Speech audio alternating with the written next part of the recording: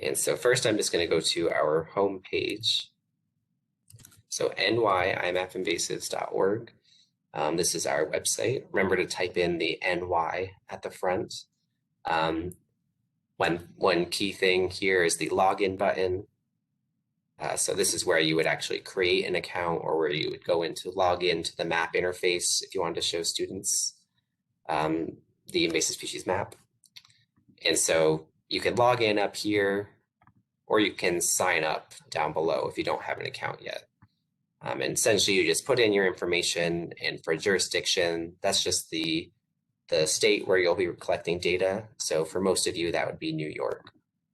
And once you hit join, just make sure there will be a little pop-up with some text that tells you to check your email.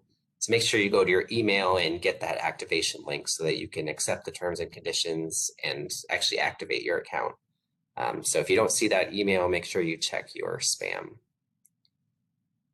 But back to our main website at nyiMapInvasives.org.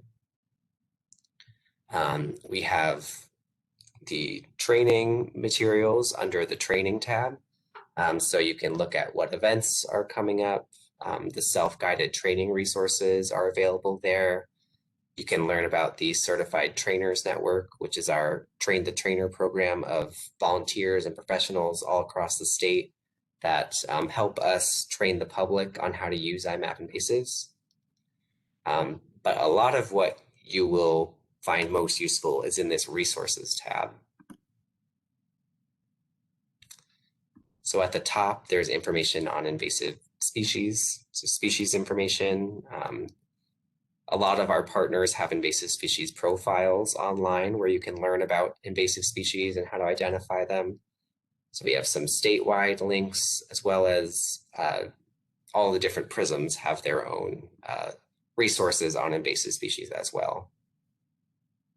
And there's even more information, more resources on species identification that you might find useful as well. So there are a lot of videos on identifying invasive plants, lots of free guides that you can get online.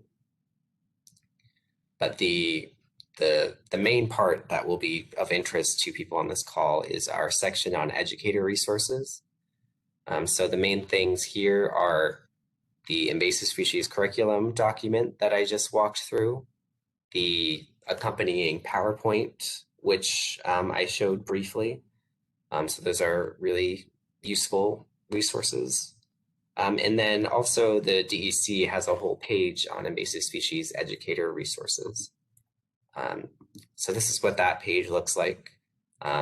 They, of course, link to the curriculum here as well, but they have all sorts of other information too. So while the curriculum is designed specifically for middle school and high school, this page has stuff for all ages. So there's a really cool coloring book that the Western New York Prism made.